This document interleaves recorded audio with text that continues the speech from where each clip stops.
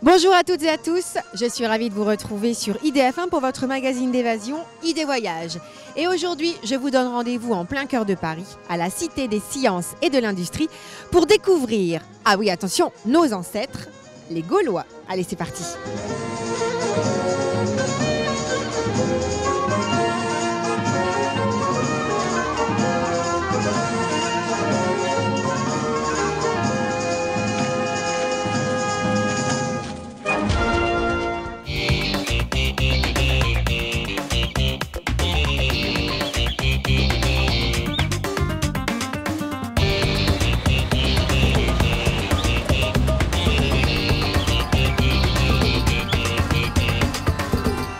Vous êtes prêts pour partir à la découverte de nos ancêtres les Gaulois? Alors, on y va. Une exposition renversante, c'est l'affiche qui le dit. Et à mes côtés, une commissaire d'exposition aussi renversante, Maude Gouy. Bonjour Maude. Merci déjà pour votre accueil en fanfare. Oui, mais pourquoi renversante? Qu'est-ce qu'elle a de renversante cette exposition? Ces Gaulois, en fait, ils sont étonnants. Ils sont beaucoup plus surprenants que ce qu'on croyait jusqu'à présent. C'est-à-dire que depuis une trentaine d'années, il y a eu un certain nombre de fouilles qui ont totalement changé tout ce qu'on savait sur le monde gaulois. Donc ça veut dire que tout ce qu'on a trouvé avant, ça vaut plus le coup?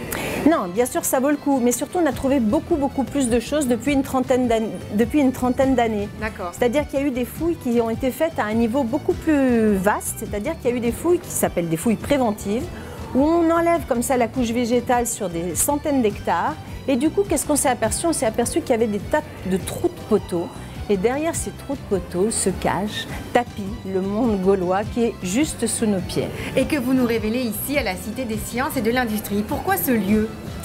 Ici, on est sciences et industrie, vous l'avez bien dit. Et ce qu'on va faire, c'est qu'on va montrer à travers, je dirais que l'exemple des Gaulois nous permet de montrer tous les métiers qui permettent de comprendre et de savoir tout ce qu'on sait sur le monde gaulois. Donc, on va avoir, par exemple, l'étude des pollens. Vous allez dans l'atelier, dans les ateliers là-haut, il y a un atelier qui s'appelle « Que cultivaient les Gaulois ?» Faire parler les graines et pollens.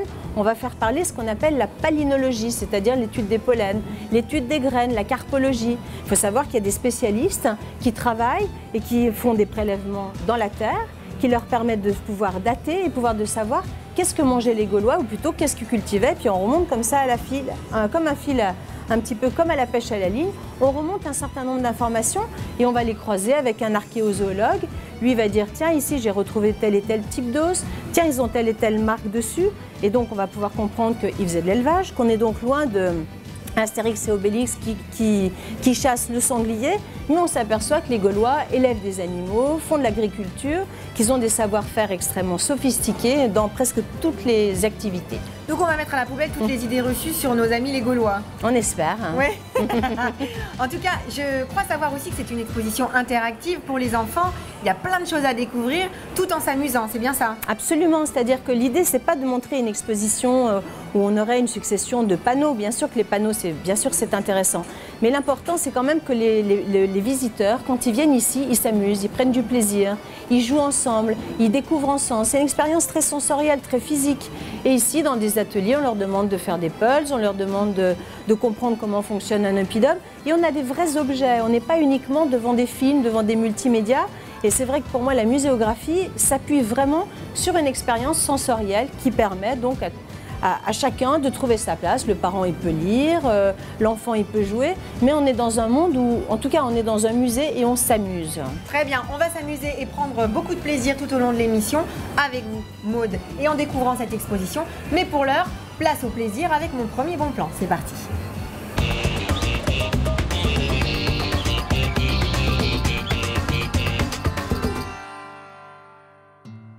Holiday Check, 165 destinations en location en France et en Europe. Holiday Check, c'est une formule qui vous permet de bénéficier de tarifs avantageux, jusqu'à 60% d'économie sur la location de chalets, mobil-homes, appartements et maisons sur 165 destinations haut de gamme en France et en Europe. Ces tarifs sont valables en basse saison, jusqu'au 30 juin et à partir du 1er septembre pour un séjour de 2 nuits minimum dans le camping ou la résidence. Vous payez avec la Silver Card, pas de frais de réservation, un simple appel au camping ou à la résidence suffit, même la veille de votre arrivée. Vous réglez autrement? Réservez votre séjour en appelant la centrale de réservation au 0825 740 730 ou directement sur www.holiday-check.com.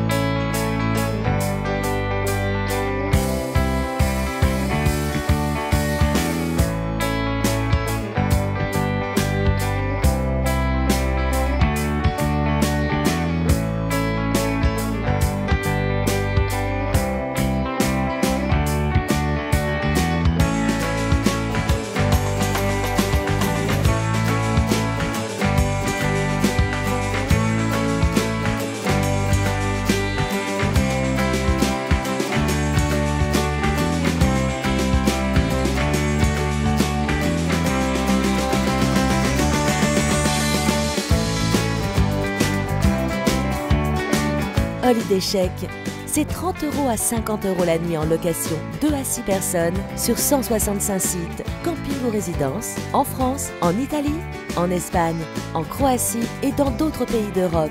Pour découvrir les 165 destinations, rendez-vous sur www.holiday-check.com.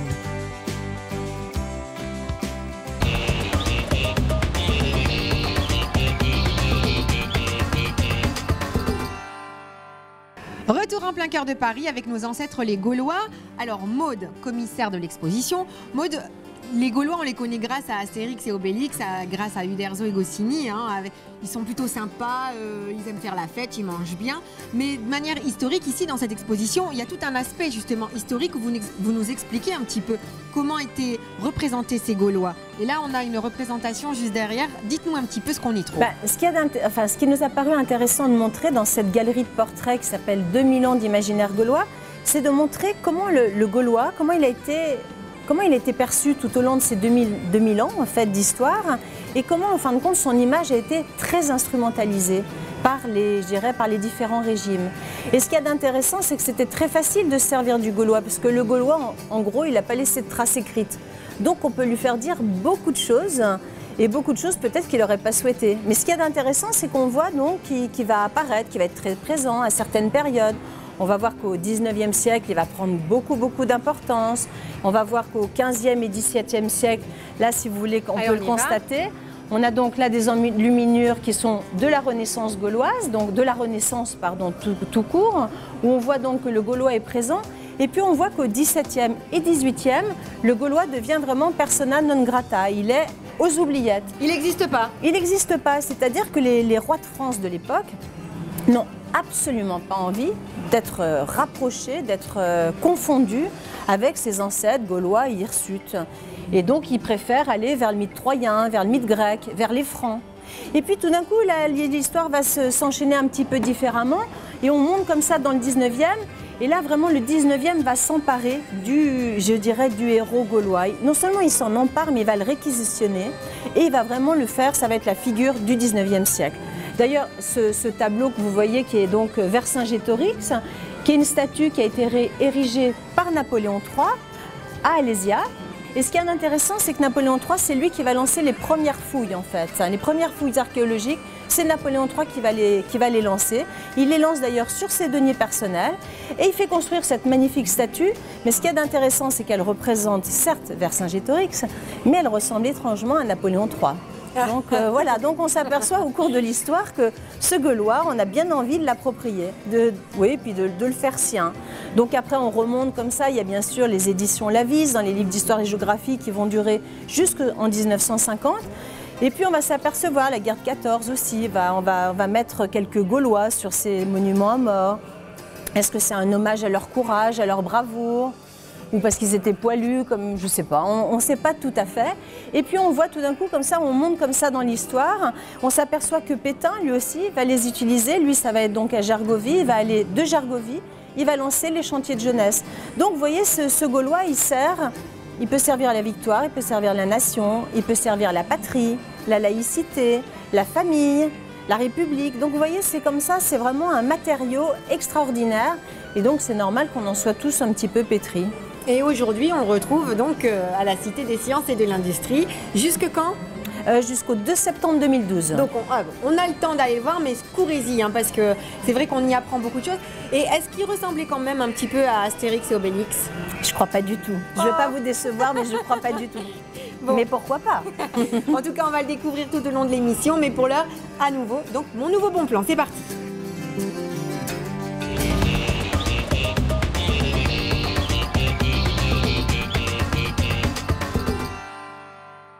Envie de grand air et de confort? Découvrez le domaine de Duny, village de plein air cible 4 étoiles, situé à 2 heures de Paris, en plein cœur des châteaux de la Loire. Le temps d'un week-end ou de vacances, et même aussi souvent que vous le souhaitez, si vous y devenez propriétaire. Vous savourerez l'atmosphère unique de ce magnifique village arboré, lové au cœur d'une région marquée par l'histoire française.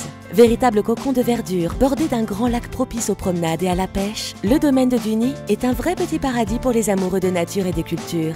Vous serez surpris de la qualité des mobil-homes, moderne et spacieux, équipé de 2 ou 3 chambres, d'une terrasse et d'un joli jardinet. Vous y retrouverez tout le confort d'une petite maison. Les grands emplacements, fleuris et bien délimités, vous permettront de profiter de l'extérieur de votre mobil-home en toute tranquillité. La magnifique piscine couverte avec toboggan et rivière balnéo, les clubs enfants gratuits et les nombreuses activités proposées sur le village permettront aux grands et aux petits de vivre des journées bien remplies. Le soir venu, vous pourrez savourer un bon repas à la terrasse du restaurant dans le superbe corps de ferme et assisterez à l'un des nombreux spectacles pour des soirées très animées. Vous souhaitez passer des vacances ou devenir propriétaire dans la région? Le domaine de Duny est fait pour vous.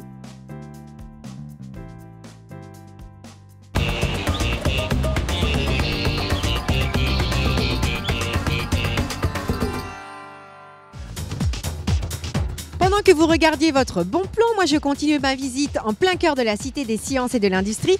Et à cet étage, eh bien, figurez-vous qu'on a reconstitué des fouilles archéologiques qui permettent à tout un chacun de découvrir le travail des archéologues.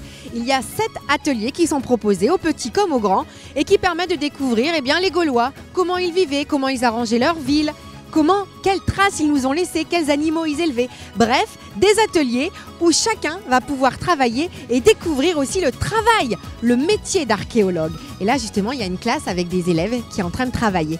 Alors moi, je vous propose tout de suite de découvrir mon nouveau bon plan et on se retrouve juste après.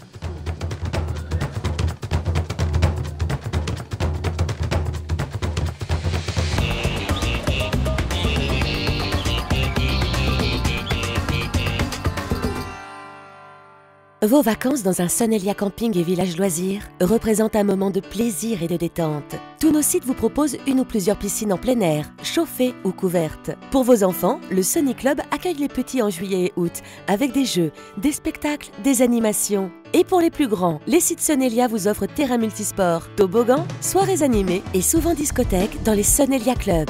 Sonelia innove cette année. Dans des cadres de plus en plus paysagers, des mobil-homes de dernière génération vous seront proposés. Les Sonelia Luxe, un nouvel art de vivre la nature. En exclusivité, dans l'hôtellerie de plein air, la chaîne Sonelia représentera Acadé. Certains sites seront équipés de spa et représenteront les produits Adriana Carambeu. Nous innovons avec les sites qui valorisent dans la restauration les produits régionaux. Préconisation de David Play, la référence restauration, chez Sonelia. Pour faciliter le choix de vos vacances, Sonelia vous dit tout. Sonelia Club Ouzen, l'espace avec le nombre d'emplacements à l'hectare, vos fiches de satisfaction 2011 et le contrôle d'un audit indépendant déterminent pour chaque site un nombre de coccinelles, 3, 4 ou 5.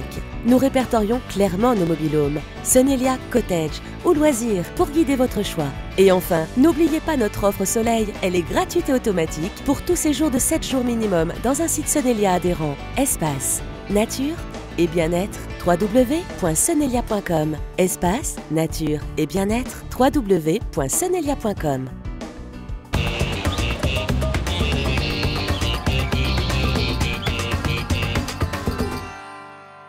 Retour à la Cité des Sciences et de l'Industrie, toujours dans notre exposition renversante des Gaulois. Maud m'a rejoint pour cette 3e partie, la partie des objets que nous avons retrouvés grâce aux fouilles archéologiques. Et alors, il y a des véritables trésors ici. Ah oui, là, c'est vrai qu'on tombe dans une sorte de grande caverne, une caverne d'Ali Baba, dans laquelle sont présentés des objets vraiment qui sortent totalement de l'ordinaire, des objets qui sont très surprenants. On a déjà là un chaudron qui est extraordinaire, qui s'appelle le chaudron de Gudenstroop. Et la particularité de ce chaudron, je ne sais pas si vous voyez, si vous voulez bien vous approcher, oui. On discerne là des hommes sur des chevaux, qui portent des grandes trompettes gauloises. Oui. Donc ce chaudron, il a été fait certainement au Danemark, en moins 100 avant Jésus-Christ. Waouh. Et nous, ce qu'il y a d'intéressant, c'est qu'on a retrouvé des objets avec les mêmes objets qui sont décrits, enfin qui sont dans ce chaudron, on les a retrouvés dans le dépôt de Tintignac en Corrèze. Et ce dépôt, c'était quand ça? moins 2e siècle avant Jésus-Christ. Et on les a retrouvés en quelle année? On les a retrouvés en 2004 seulement. Donc, comment on a fait en cherchant dans la terre, on a retrouvé, on a reformé? Ouais, c'est incroyable. C'est-à-dire qu'il y a un fouilleur qui s'appelle Christophe Maniquet qui est tombé sur ce dépôt, qui s'appelle donc le dépôt de Tintignac. Nous, entre nous, on l'appelle le trésor. Mais pour eux, c'est vraiment un dépôt. Parce que dans ce dépôt, si vous voulez, on a retrouvé amoncelé des pièces, mais des dizaines de pièces, des dizaines de casques, d'épées qui étaient pliées. Et ces casques avaient la particularité d'avoir été comme ça, on avait tapé dessus, on les avait réduits, on les avait cassés. Pourquoi ça? On ne sait pas. Et ça, c'était parce qu'on reste avec cette question, ça reste des énigmes. En revanche, là, ce qu'on peut constater, c'est qu'ils savaient vraiment bien travailler tout à fait. Le métal. Bien sûr. Alors, ce qu'il y a d'intéressant, c'est que les Gaulois ont laissé peu de traces écrites, donc on ne sait pas grand-chose directement de leur propre histoire, hein, mais on s'aperçoit par contre qu'ils avaient un savoir-faire et une qualité qui est vraiment exceptionnelle. Alors, en fait, ce qu'on voulait à la cité, parce que c'est quand même une particularité de la cité, ce qu'on souhaitait, c'était recontextualiser ces objets et les intégrer, je dirais, dans des vraies situations. Donc, pour les objets du dépôt de Tintignac, on a créé ce qu'on a appelé une cérémonie gauloise, donc je vous invite à la regarder. On a imaginé quelle pouvait être cette dernière cérémonie gauloise, et donc on a travaillé avec des artistes pour faire un spectacle qui illustre cette cérémonie qui montre les druides, non plus le druide en barbe blanche, le druide panoramix qui prépare une potion, mais le druide était une personnalité extrêmement importante dans le monde gaulois. C'était un magistrat, c'était un homme politique, il pouvait être astronome. Donc vous voyez, c'était quelqu'un qui avait vraiment une bonne casquette d'intellectuel, on dirait aujourd'hui. Et donc, on a souhaité, à la cité, mettre ces objets dans un contexte pour leur donner le plus de sens possible. Et parallèlement, donc je dirais dans la deuxième alcôve de l'exposition, on a installé 4 tombes, qui sont des tombes comme si on venait d'enterrer les morts. Ces 4 personnages, qui sont une esclave, un homme qui est un artisan, un autre qui est un aristocrate et une femme qui a un enfant, donnent vraiment l'idée de comment était cette société gauloise, comment elle était organisée, comment elle était structurée. Et en fait, on s'aperçoit qu'on est très proche des sociétés grecques, des sociétés romaines, avec une société d'ailleurs qui est fondée sur l'esclavage. Alors, pour découvrir tout ça et bien d'autres choses, c'est à l'exposition renversante des Gaulois, à la Cité des Sciences de l'Industrie. Et alors, donc, on continuera la visite, mais on se retrouve juste après mon bon plan, puisque là, j'en perds mes mots, mais vous allez voir, c'est tellement fabuleux ici. Donc, à tout à l'heure.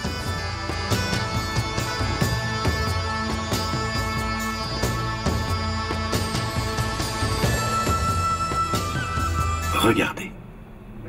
Comme pour la plupart des tombes d'aristocrates, celle de Drutos est orientée à l'est, en direction du soleil levant. Un symbole qu'aujourd'hui, les archéologues cherchent encore à expliquer. Un germe de molaire se trouve parmi les ossements. Grâce à lui, les archéologues dateront l'âge de sa mort, 2 ans. Observez la richesse des dépôts, des offrandes culinaires.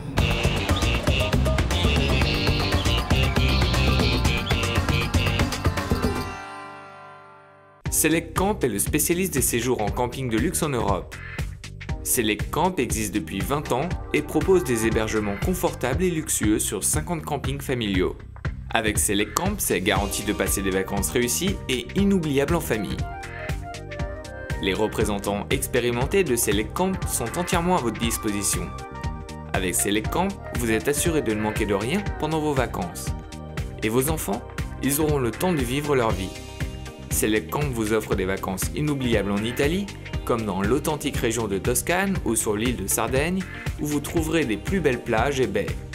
Mais vous pouvez également séjourner avec Select Camp sur un camping au bord de la côte adriatique, ou les lacs de nord de l'Italie, ou même à proximité de Rome, pour des vacances remplies de culture, mais aussi pour un séjour près de chez vous, en France ou en Espagne, avec ses agréables stations balnéaires de la Costa Dorada et de la Costa Brava ou dans la belle région d'Istrie en Croatie. Chez Select Camp, vous êtes à la bonne adresse. La plupart des campings se trouvent en bord de mer ou d'un agréable lac pour des heures de plaisir et de rafraîchissement. Quel que soit votre choix, Select Camp vous fera passer des vacances sans souci en famille. Chez Select Camp, vous trouverez une offre étendue d'hébergement où vous vous sentirez chez vous. Vivez l'expérience ultime du camping dans la tente bungalow entièrement aménagée. Si vous préférez passer d'agréables vacances en mobil-home, Select Camp vous propose plusieurs types de mobil-home comme le cottage de luxe et le grand confort qui dispose même de 3 chambres pour plus d'espace. Tous nos hébergements sont équipés confortablement et luxueusement avec un inventaire complet. Certains types de locations disposent de climatisation. Select Camp est le plus grand spécialiste de glamping, faire du camping avec un mélange de glamour. Select Camp offre plus de 300 locations de luxe pour des vacances glamping. Vous avez le choix entre 2 types d'hébergements luxueusement équipés et confortables. La Lodge Tente dispose d'une salle de bain avec douche et toilette et une cuisine équipée. Pour un séjour romantique, Select Camp propose la Lodge Suite, une tente luxueusement aménagée d'un grand lit à baldaquin, d'une baignoire et d'une salle de bain équipée semi-ouverte. Pour vos enfants, une Lodge Tente Junior est placée à côté de la Lodge Suite. Un séjour dans l'un de ces hébergements, ce n'est plus faire du camping, c'est allier le luxe au confort des vacances.